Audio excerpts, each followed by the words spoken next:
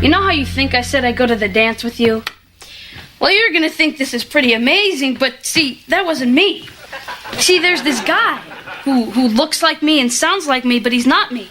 Now, I reported him to the police, but they keep arresting me. Oh, yeah, that'll work. Dad!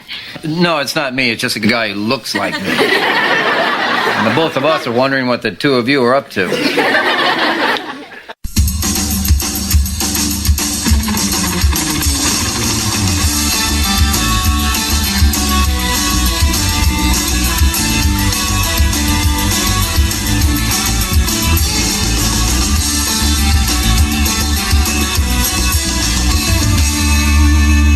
Hello, everyone, and welcome to Warrior Retrocast, the show where two guys look back at the show that shaped their lives. I'm Blake. I'm Kyle. I'm the merc with the mouth. Why not? We'll go with that. All right, we're back, and we're finally talking Boy Meets World again. And it's about time. It's nice to be back in Season 2. Kyle, what episode are we watching today? The Turnaround, written by Michelle Palermo, directed by David Traynor, original air date December 16th, 1994. Now, the interesting part is we don't know, we kind of didn't know who the director was going into this episode. Because Wikipedia and IMDb had Mickey Dolenz credited. And on the DVD box, it said David Traynor, so we actually watched the opening credits again before we went on the air. Wait. So it was directed by Michael Bay? Oh, God, no, that would be horrible. Horrible. So thank God it's David Traynor. David Traynor is still directing episodes. I know we were joking about this last episode. We did like, oh, David Traynor's not directing this one. Oh, yes, he is. Never mind. We've still got a couple of more episodes. You lied to us, Wikipedia!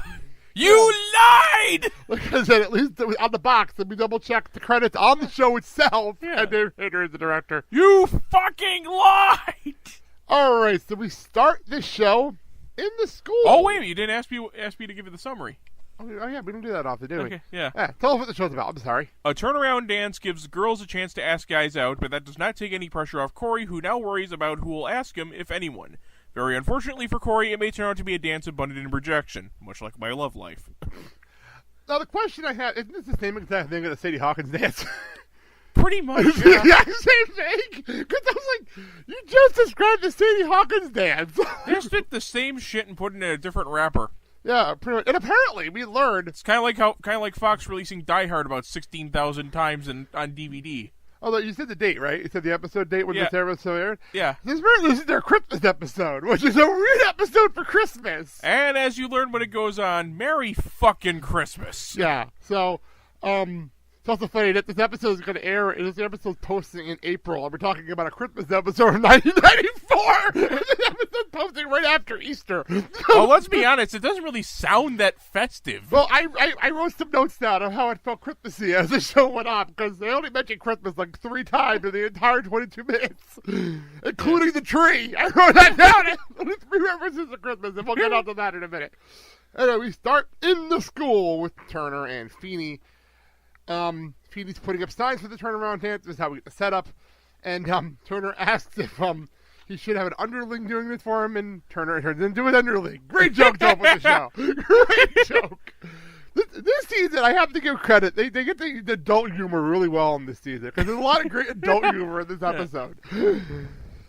So, obviously, turnaround dance is pretty much the exact same thing as the Sadie Hawkins Day dance. I think I've never had in my school ever. In any of my schools, I've never had one. Never had that, but then again, I never really went to dances because, honestly, who'd ask me?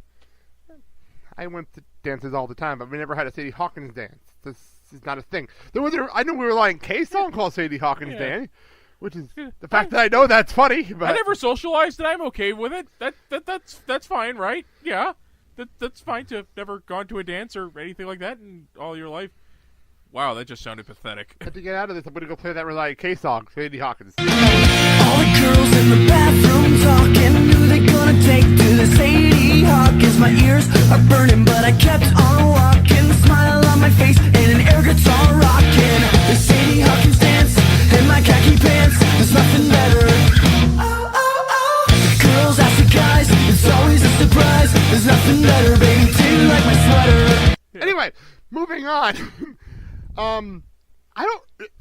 With Kai in the past episode, we haven't done a Boy Meets World episode in like 3 months, it feels like. It feels like we haven't done it. I mean, literally, we haven't done a show since September, I feel like. So, Let me I mean, look. she in an episode before this. 'Cause I remember her in the series. I don't remember she was in the last show. Okay, Kat. hold She was on a awesome. minute. I'm going to look this.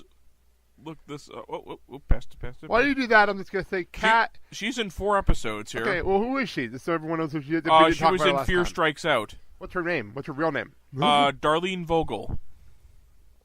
Okay, very cool. She did a great job. I think she did a great job in this show. She's done a lot of TV. She was in Back to the Future Part 2. Oh, okay, that's pretty cool. She was one of Griff's gang, the female one. Oh, okay, that's cool. What's wrong, McFly? Got no scrot? Oh! Nice casting. Nice cast there. That's good. That's a good spot. So, to which I have to say, isn't she a little bit old to be playing a teenager?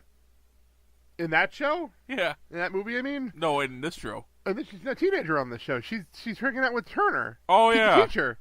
She's a teacher on this show. Oh. No, she's hitting on Turner. Oh. She's hitting on Turner. Oh. That's the whole Oh, storyline. yeah, This is the adult storyline. Oh. Wait a minute, I'm an idiot. That's the adult storyline. I thought she was the kid that. No. Kid that. No, we haven't gotten to the kids yet. We're on the adults still. We're still on the adults.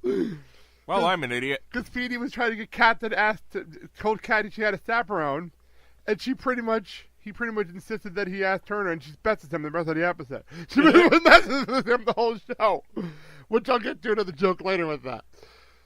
Finally, we get to the kids, and Cory and Shawn are talking about the dance, and I really thought this was going to be an episode where I didn't take a lot of notes because I didn't think a whole lot was going to happen. I really didn't think so. Well, there's the problem. You were thinking. So, hey. We find out that Cory, and this is something this is just fun, made me laugh, was that apparently he writes down a list of topics on his hands to make conversation. I'm like, what? Who does that, honestly? I've never done that ever. So we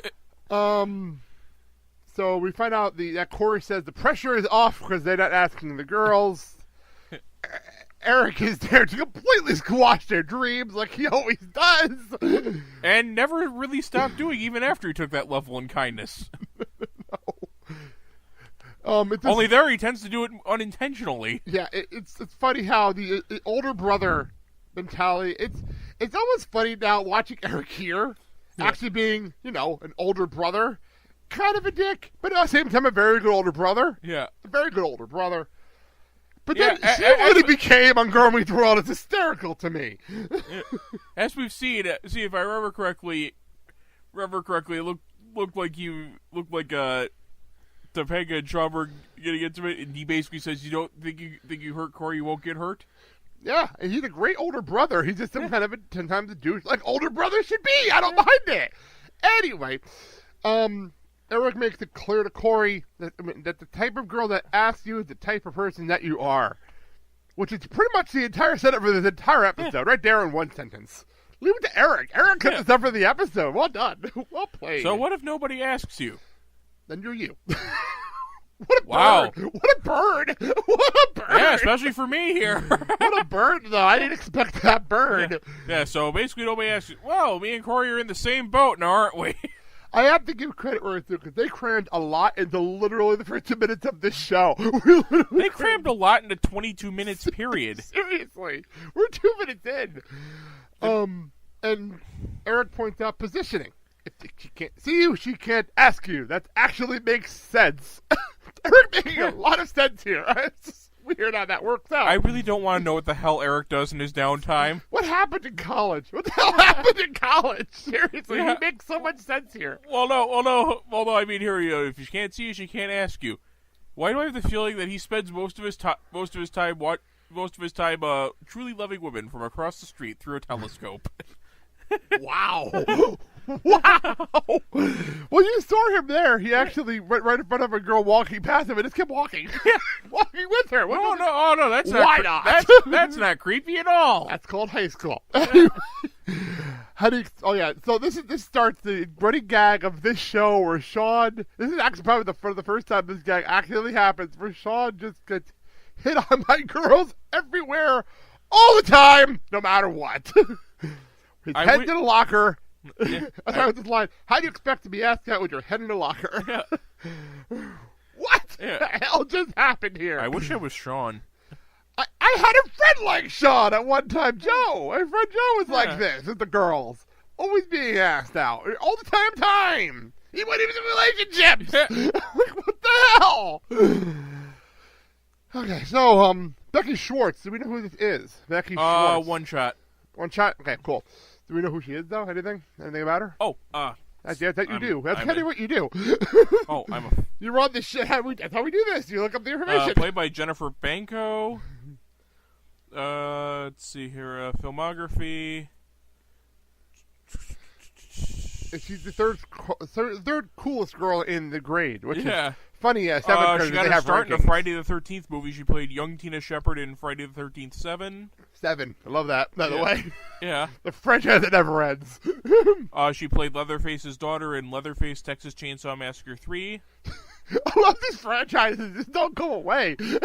She was Lucy Van Pelt in Why Charlie Brown Why. Okay. That was the one with Linus falling over the girl who had cancer. Oh, yeah. That's something I don't remember. I forgot about that. Good call. She's done a lot of TV, like The Client, Jeff Foxworthy Show, Nowhere Man. She was Spike in Barbed Wire, that bad remake of Casablanca with Pamela Anderson Lee. Oh, God, I forgot that happened. I completely forgot that happened. Basically, it was the reason why Mystery Science Theater, the movie, didn't get a wide release, because they threw all their money behind that. Seriously? Yes. Wow. All right, we'll move on. And they lost in both counts. Yeah, go figure. So Becky is the third coolest girl in their grade, which we get more about Becky later, because apparently her and Shawn are perfect together for a one-shot chick. She did a great job in this episode. We'll get more into that later. The pressure is now on Cory to find somebody. Topanga calls Cory out for just standing in the middle of the hallway looking for someone to ask him, which typical Topanga. And this in a normal episode would be Topanga would ask him for the dance and be all over and done with. No, she's protesting the dance like Topanga would do.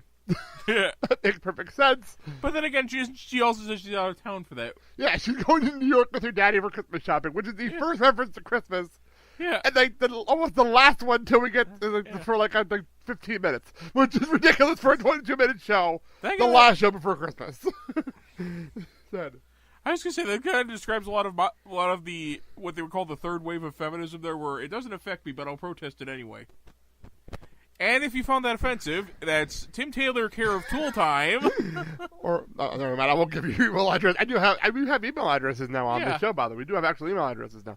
Oh, please, the more hate mail you send me, the more I feel alive. So Kyle at theblakeandsalshow.com. You can contact me and send your happy emails to Blake at theblakeandsalshow.com. Yeah. Actual email addresses for this network, for this stuff now. Very cool, right? I seriously have an email address. You do. You do have one now. Wow. As a co-host of the show, you have an email address now. Sal has one too. I have one. It's pretty cool. Well, I'll be sodomized with a crowbar. Well, that's disturbing. Anyway, so we meet Allison, who we don't see much of until later in the episode. And who is introduced using a music cue recycled from... We'll get to that in a second. I have that written down.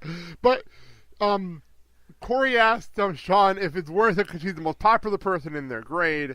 And Shawn says, no, don't even try it. Which it makes perfect sense, Shawn, to say this. And he actually said that I wrote this down. If a bomb hit the school and everyone was dead but you, she'd ask the most popular dead guy. Wow. Wow, I was gonna say that's both a rather sick burn and disturbing. Seriously, the burns in this episode are crazy. Hey, what do you know? These are actually summing up my love life rather well. Burns here are insane. I was gonna say, if it was a choice between me and the corpse would get more action. Well, The Walking Dead is popular. Sorry, I had to make that joke. Yeah. Fear the Walking Dead came out today on DVD, so I'm recording this. So. Log. Amazon.com. Amazon.com on the top of the BlakeandSalshow.com. Anyway. No, where am I? So then we get the Cory's fantasy, which is one of the funniest things I've seen in a while. You can describe this one if you want to, because this was hysterical. Well, yeah, she walks past him, Cory just closes his eyes, and honestly looks like he's trying to squeeze one out in the middle of the hallway. And then we go into the overblown fantasy of her turning around and walking by him and walking to him in slow motion while this cue that they had, I can't remember which episode they had, but it was it had something to do with another one of his fantasies. Yeah, it sounds like. It's a running gag. I wonder if this is a running gag. We have to keep an eye on this. It might be a running gag for the rest of the series. It might be. I don't know.